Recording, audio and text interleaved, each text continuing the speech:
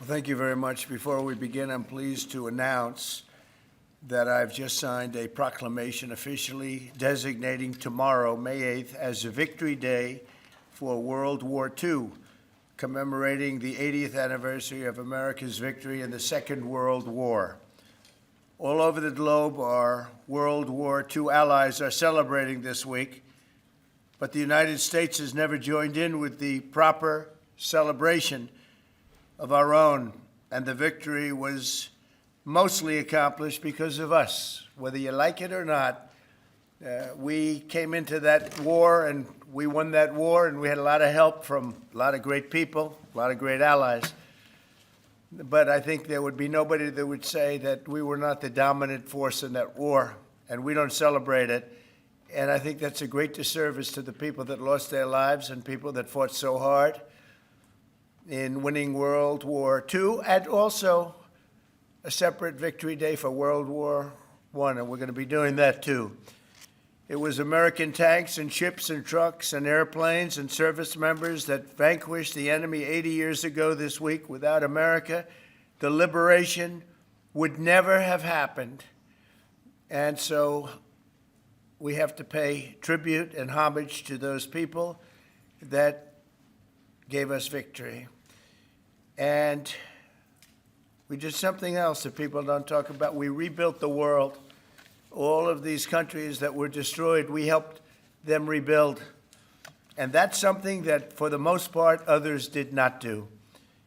So with this proclamation, we are hereby honoring the incredible sacrifice and heroism of millions of Americans who served in World War II, along with the unprecedented mobilization, home front that helped deliver this great triumph. All Americans should take pride in what these incredible patriots have achieved. So I just want to say happy Victory Day to all. So we are celebrating every year now.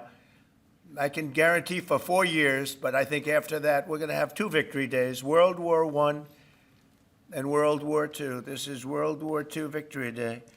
In the future, we're going to have a major celebration of each day.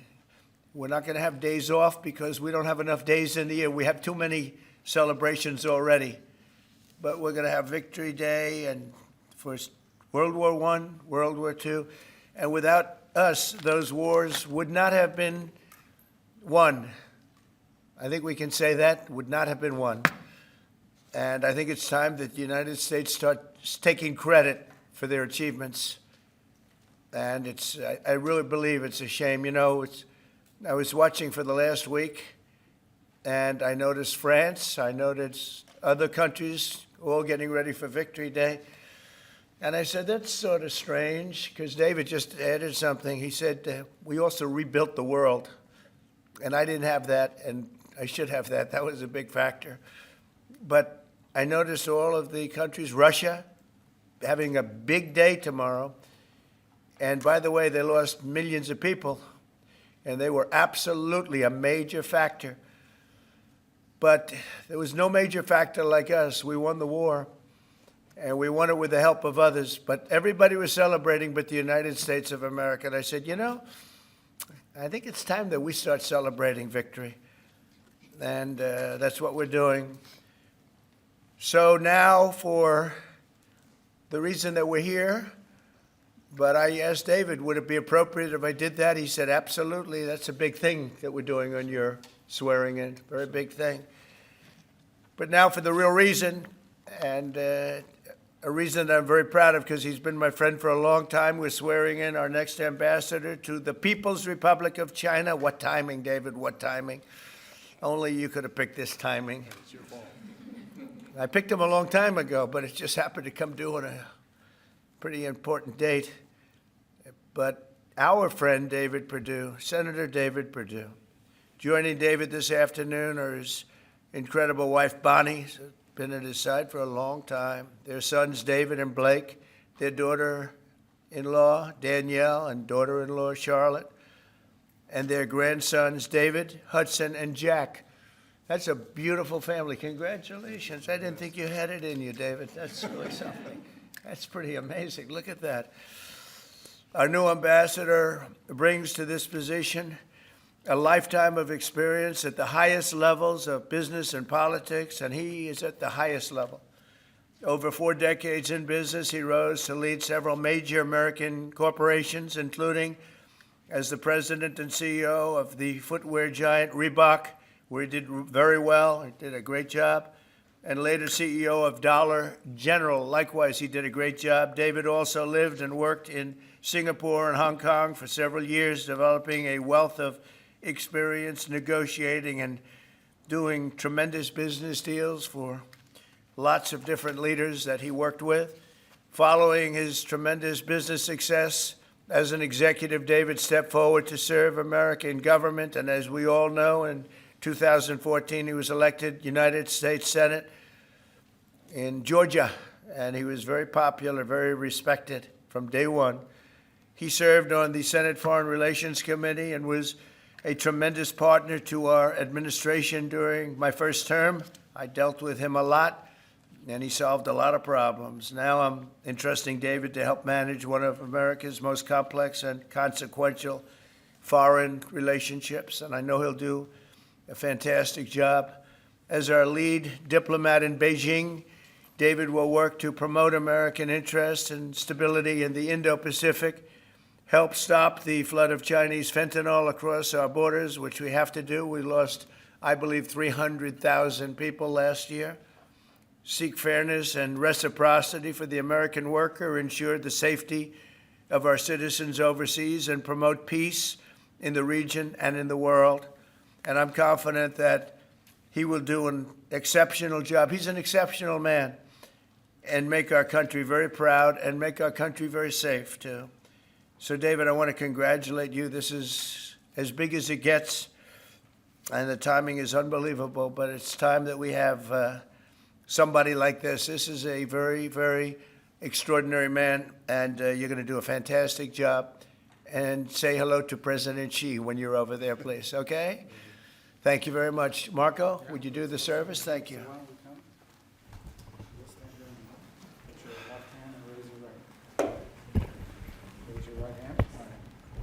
I, state your name. I, David Perdue, Do solemnly swear do solemnly swear that I will support and defend that I will support and defend the Constitution of the United States the Constitution of the United States against all enemies, against all enemies, foreign and domestic, foreign and domestic, that I will bear true faith that I will bear true faith and allegiance and allegiance to the same, to the same, that I take this obligation freely that I take this obligation freely without any mental reservation without any mental reservation or purpose of evasion, or purpose of evasion, and that I will well and that I will well and faithfully discharge and faithfully discharge the duties of the office the duties of the office on which I am about to enter. in which I'm about to enter. So help me God. So help me God. Congratulations. Thank you. Mr. Mayor.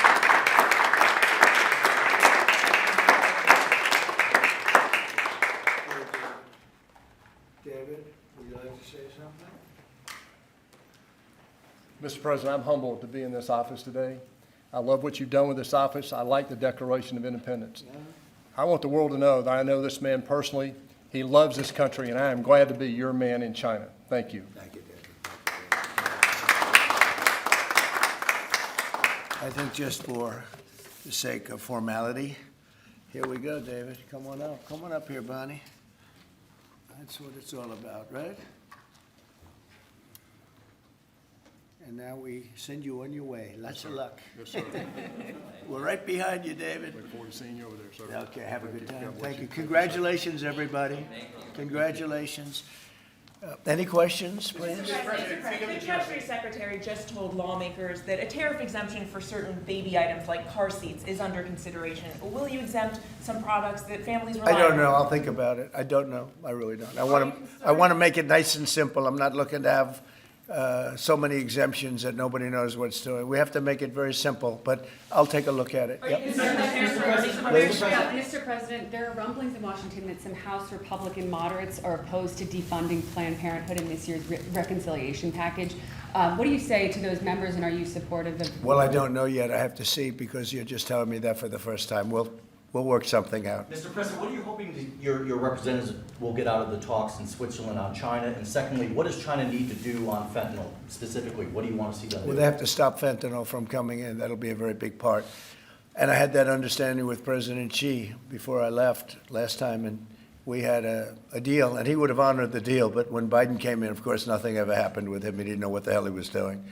But that would have saved a lot of lives. That election cost us a lot of lives and a lot of heartache. The fact that we went through 4 years of misery, and you look at what's coming through the border, and the job of getting murderers out of our country. So many bad things happened. The wars. You wouldn't have October 7th. You wouldn't have Russia fighting with Ukraine. You wouldn't have had that disaster in Afghanistan. You wouldn't have had inflation. All these things would have not taken place. So sad to see what happened. Any other questions? Are your administration sending migrants to Libya?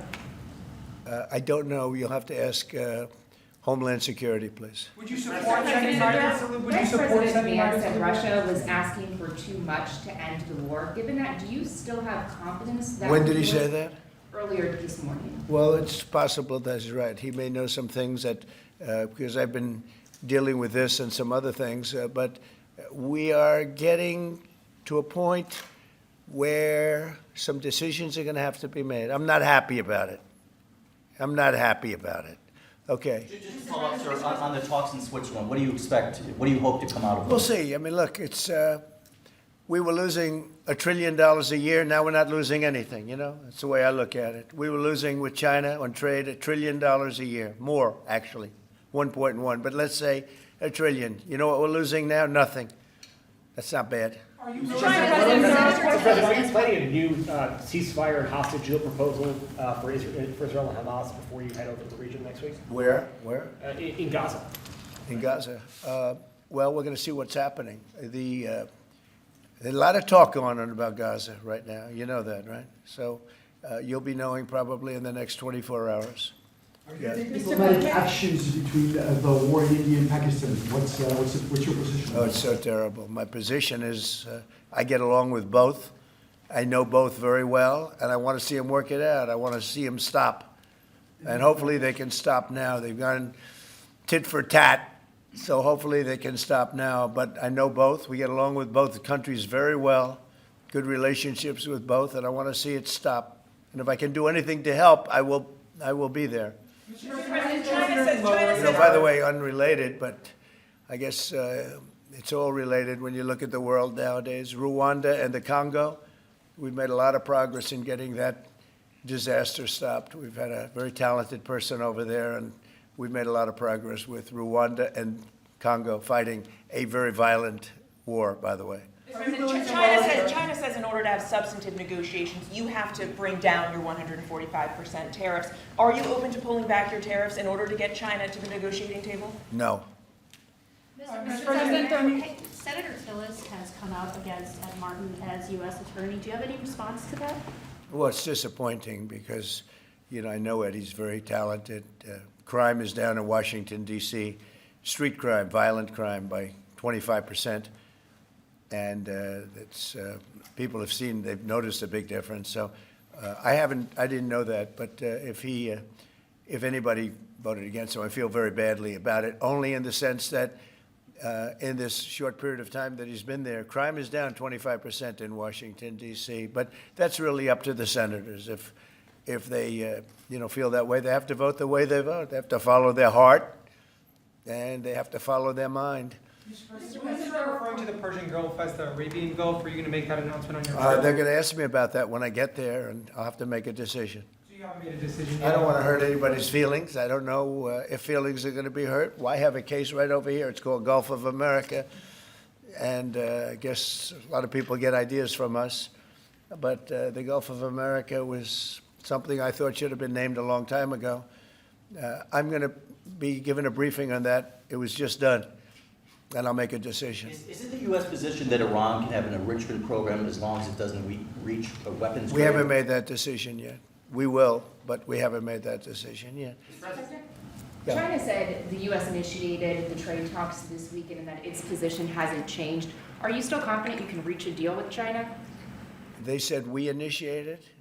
Well, I think they ought to go back and study their files, okay? I do think that. Go ahead, what do you? Are you planning to ease chip export restrictions to some of these Gulf countries, and then also make announcements regarding? We might be doing that, yeah. And their nuclear programs, civilian nuclear programs? And it'll be announced soon. And you're to help them develop some nuclear power? Well, we're going to take a look. We're going to take a look. But, we had really a very good, as you know, we had a very good outcome with the Houthis, and we honor their word. I mean, they made a commitment, and we dealt with other countries that were close to them and their surrogates, and we honor all of their words. We'll see what happens, but I think, I believe that hopefully that's over with, and they'll leave the ships alone, just leave those ships alone. But so we do. We take their word for it. It was, we hit them very hard. They had a great capacity to withstand punishment. They took tremendous punishment. And, you could say there's a lot of bravery there. It was amazing what they took. But we honor their commitment and their word. They gave us their word that they wouldn't be shooting ships anymore, and we honor that. I want to thank you all for being here. I want to congratulate David Perdue and his family. He's going to be really an incredible ambassador to China. I have no doubt about it. And we're going to work together very closely. Thank you all very much. Thank you. Thank you, David. Thanks, everybody.